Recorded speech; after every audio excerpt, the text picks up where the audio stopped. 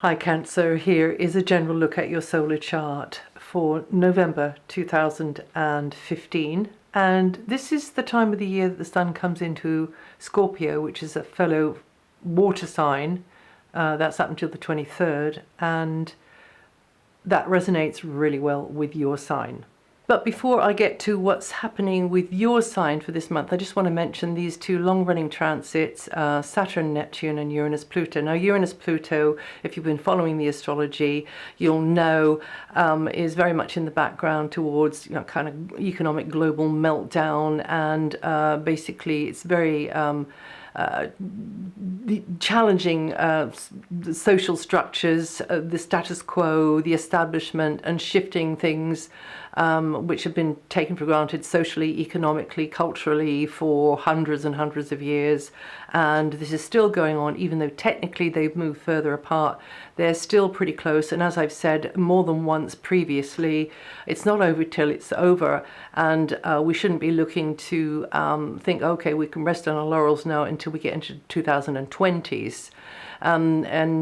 Now for Saturn, Neptune. Well, Saturn, Neptune was hanging in the air a lot earlier this year, around about the time, and of course Neptune rules the seas, and it rules mysterious illnesses, things that can't be pinned down, So of the Ebola outbreak, also refugees traveling with children across very, very treacherous terrain to get to the safety, as they thought, of Western Europe, and being, a lot died on the way, plucked out of the seas, mostly the Mediterranean, and being tricked and cheated by those sharks, basically, who wanted their money and then just left them to die on boats and so on in the Mediterranean. Also had their way barred at Calais, trying to get through the tunnel to the UK, which they see as sort of the promised land in a way, which, everything's relative. So it probably is, it really, really is. We all have to have our promised land.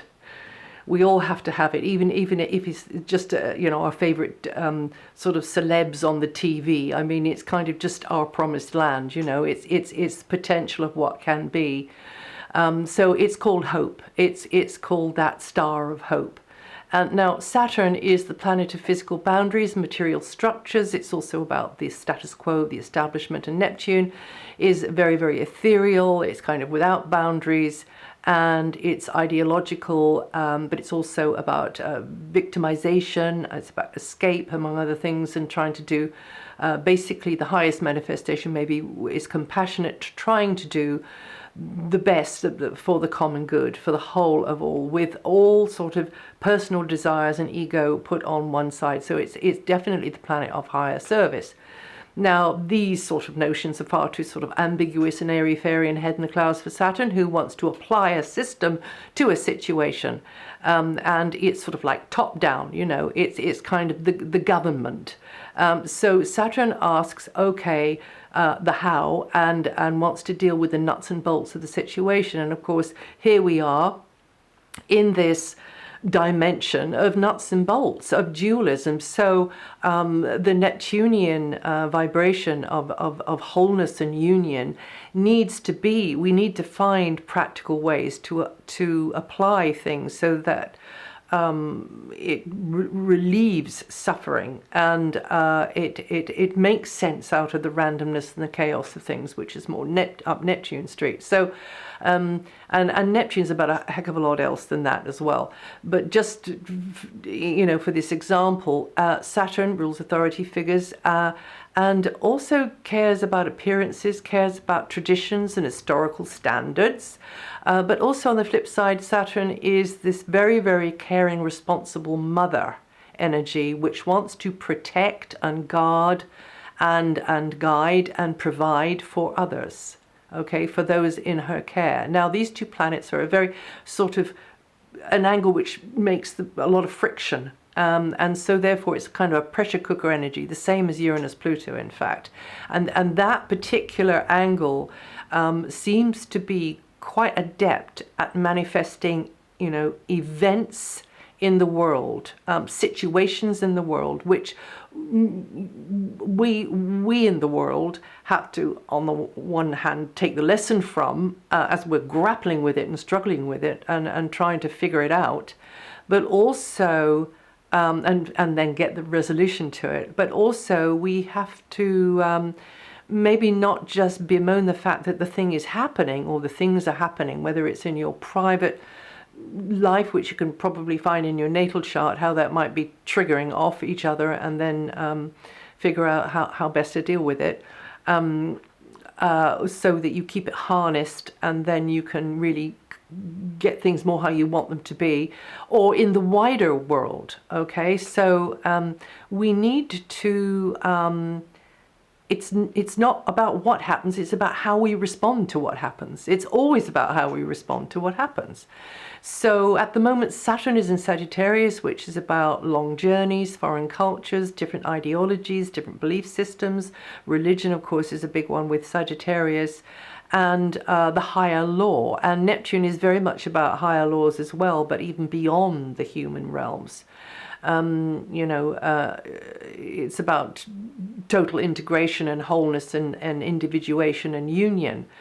So we need to do the best we can with Saturn coming out of Sagittarius. There will be issues around other people's ideologies and belief systems, religions. There will be issues around maybe integration as well of those whose cultural background is very different to another cultural background, and this is all in the mix. It's all to do with coming into the age of Aquarius as our consciousness raises and we actually become aware of these things, whereas 100 years ago we wouldn't have been. We'd have just kind of, oh well, our consciousness wouldn't have let us, just sweep it under the carpet. We don't go there. We don't do that. Saturn is also about the shadow side of us, our psyches as well. So maybe a little bit more of the shadow side coming out here too. Things again which have been maybe taboo or kept from us because of course now we have the internet and the whole world is becoming a village. We're in a global village. So anyway, it seems to me that Saturn in Sagittarius and Neptune at home very strongly coming out of its own sign Pisces brings in a new kind of confusion and uncertainty about how we help the needy without having the greedy pulling the wool over our eyes. And we could apply this thinking to different situations, like perhaps gun laws in certain parts of the world, and keeping tabs on, who's selling weapons to who, etc., behind the scenes. And I know that's only just the real tip of the iceberg, because it's grassroots stuff is about actually the changing of the hearts of many here. And really, I think, in fact, there is kind of coming in this split, as many saw in the run-up to 2012. There was this two-world split. And those of you who were aware of that, can you see how that's happening now? It's very interesting, isn't it? So how to execute the compassionate service required in an orderly, practical, structured fashion. It's quite a dilemma. So our task is to try and balance a higher vision and empathy and emotional intelligence. There's a lot of clever guys out there and gals. But let's have some emotional intelligence. Let's have some emotional common sense. And I don't mean emotional reactiveness. I mean a feeling common sense. And marry that up with realistic possibilities. Anyway, I'll get off the soapbox. So these two, Saturn, Neptune, have a look and see where they're transiting in your chart. I'll mention that to do with the sun sign charts. And you can even look at the house position, so see which house position they're in, and also maybe even the signs they ruled, which is Capricorn and Pisces. And it might be quite enlightening. Now, other news is that until the 23rd, there's a brighter, less inward vibration around, and that should manifest as more opportunities for you to be in environments which give scope for play. Having a bit of fun, having a bit of a laugh, to be more involved maybe with young energy, the energy of children, young people, or maybe it's to do with pets, animals, that energy which is not self-conscious really, and that is a tonic, and more emphasis given to socializing, hanging out with people that whose company you enjoy, maybe giving a boost to your love life in some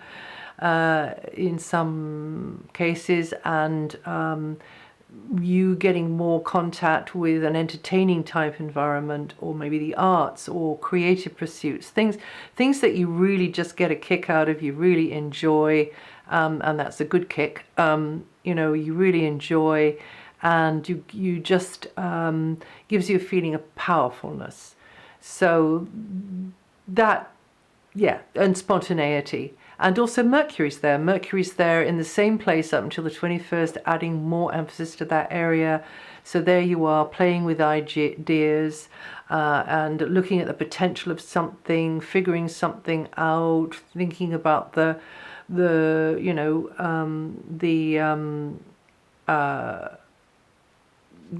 creative fun side of doing something. And there's likely to be increased communications with young people as well. Or there could be an input there, or maybe it's about them.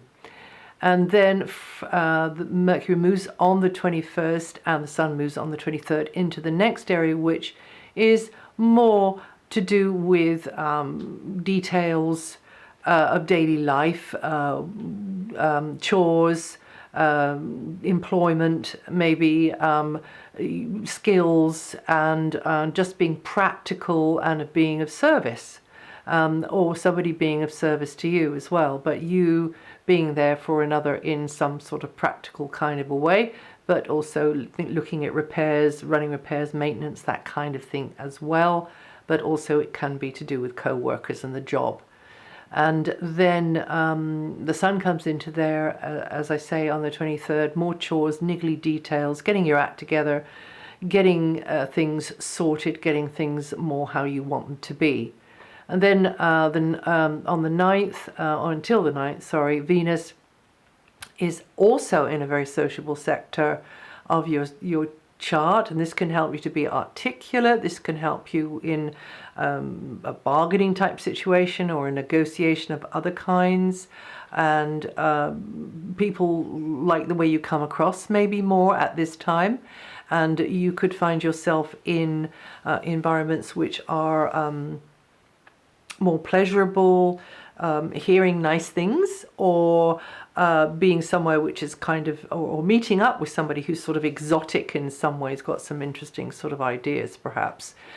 Media is favoured, as is anything else artistic, and this could very much underpin your creative self-expression. Venus has been rather captured by Leo for a very, very, very long time, Cancer, but now Venus is back to her normal cycle again, and she is lighting up this very sociable sector of your solar chart, which is about communications and education as well.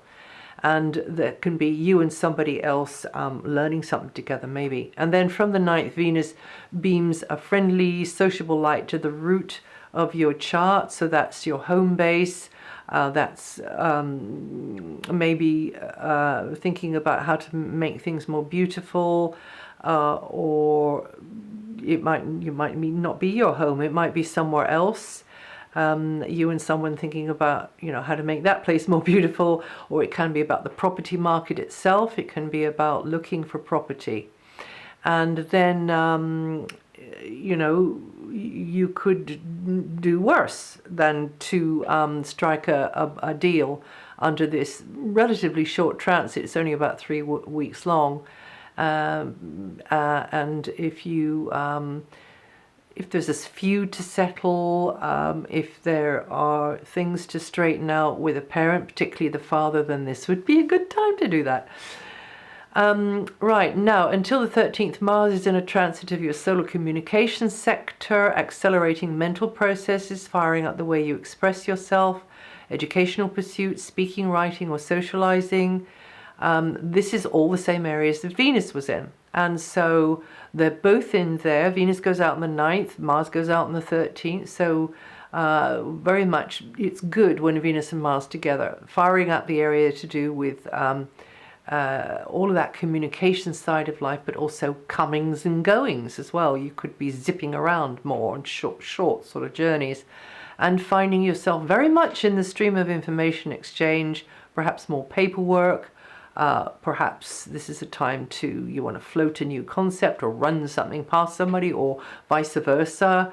And it can mean that you can come across maybe over enthusiastic, shall we put it, or maybe even somebody sees you as being a bit aggressive and pushy. So just watch that. But I don't think that's going to be much of a problem because Venus is in there too. But you can be feeling more confident and clear about decisions and what you're going to do, and defining certain objectives, and then getting on with it and being very proactive and successful through media, promotions, negotiations, or simply speaking up for yourself as well.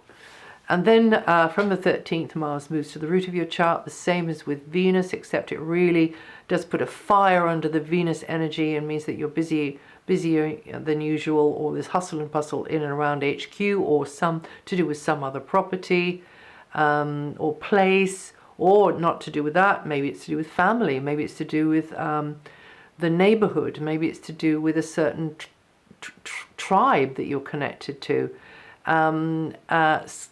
Sensitive area, though, the areas of Venus and Mars from the 9th and the 13th respectively, means that you could start feeling things more. You could be harking back to the past more, and that might be not a bad thing. That might be like, not just a sort of a sentimental kind of, well, a yearning or a sentimentality, but actually being surprised and delighted because there's a blast from a past all over the place. So it could be like that. It could be you putting your energies into something which connects you with the past, with tradition, with your historical, your own history, but also the father energy as well, and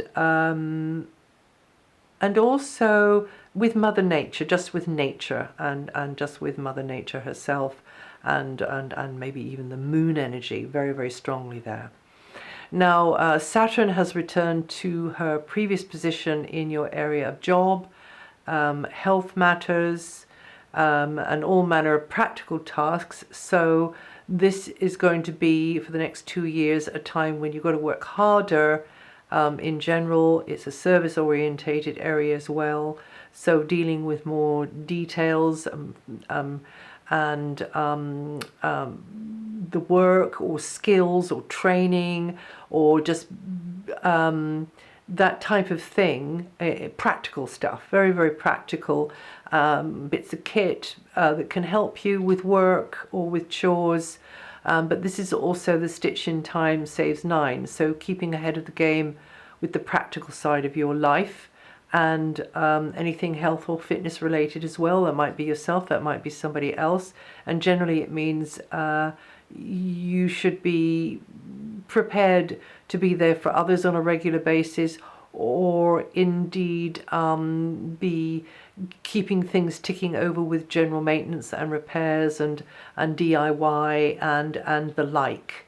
Also connecting more with service providers, health providers, co-workers, alternative type protectionists, that kind of thing. And maybe even if you're promoting yourself, then you, and with Jupiter position, it's a very good time to do that. Then you could be working quite hard on building up things there over the long term. And you Cancerians born the 24th to the 29th of June, or with from 3 to 8 degrees rising, going to feel that energy the most. Jupiter expansiveness will tend to support a more outgoing, upbeat positive frame of mind. It's in a very, very good place. Great for promotional stuff, for speaking, for education, for connections, for linking with others, building up the database, networking.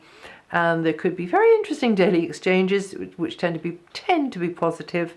And new concepts, jargons, just daily encounters could be expansive, carving new landscapes for you, but also underpinning lots of new growth for you as well. Cancerians born the 7th to the 13th of July with 15 to 21 degrees rising will feel this energy the most this forecast period. And Uranus, you Cancerians born the 8th to the 10th of July with 16 to 18 degrees rising, going to feel this the most. You Cancerians have Uranus in your career area, so ups and downs there, reversals, turnarounds, but change, and then eventually figuring out what you're most comfortable with. And then Pluto, you Cancerians born the 5th to the 7th of July, or with 13 to 15 degrees rising, going to feel that energy the most this forecast period. Pluto's in your opposite sign, so that can mean that because of opposite numbers, partners, and the like, you have to mature emotionally. You have to be more bringing more of your self-identity into the mix as well. And that's it for November. If you want to check on anything I've said here, it's written up on my website, DianaGarland.com, and also listen to your moon sign or your rising sign. There could be more information there, which is interesting, and I'll see you the next time.